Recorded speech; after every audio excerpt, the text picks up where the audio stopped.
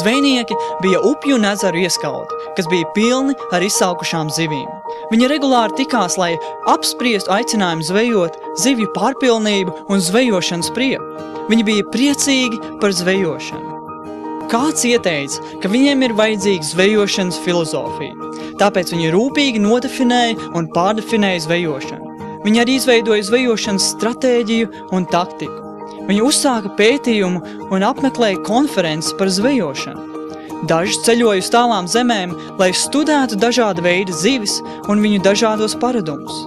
Daži pat ieguva doktora grādu zvejoloģijā, bet neviens vēl nebija gājis zvejot. Tāpēc tika izveidota komiteja, lai izsūtītu zvejniekus. Tā kā iespējamās zvejas vietas bija vairāk nekā zvejnieku, komitejai nācās nospraust prioritātes. Saraksts ar prioritātēm par zvejošanas vietām tika piespraust pie ziņojuma dēļ visos sadraudzības zāles gaitiņos. Taču neviens joprojām negāja zvejot. Tika izveidota aptauja, lai noskaidrotu, kāpēc. Lielākā daļa uz aptauju neatsaucās, taču no tiem, kuri atsaucās, tika noskaidrots, ka daži jutās aicināti studēt zivis, kā arī piegādāt zvejošanas aprīkojumu, un citi iet un iedrošināt zvejniekus. Ar tik daudz svarīgām tikšanām, konferencēm un semināriem viņam vienkārši nebija laika iet zvejot. Toms bija jauniņais zvejnieku sadraudzībā.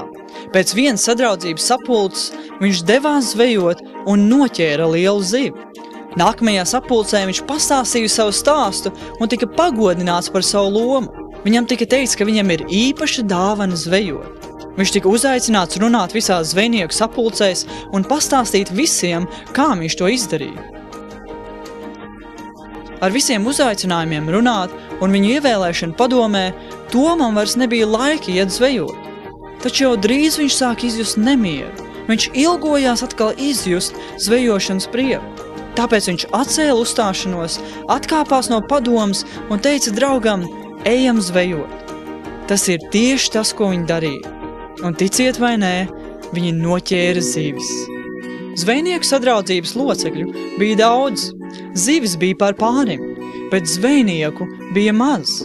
Marka 1.17 Jēzus saka, nāciet man pakaļ, es jūs darīšu par cilvēku zvejniekiem.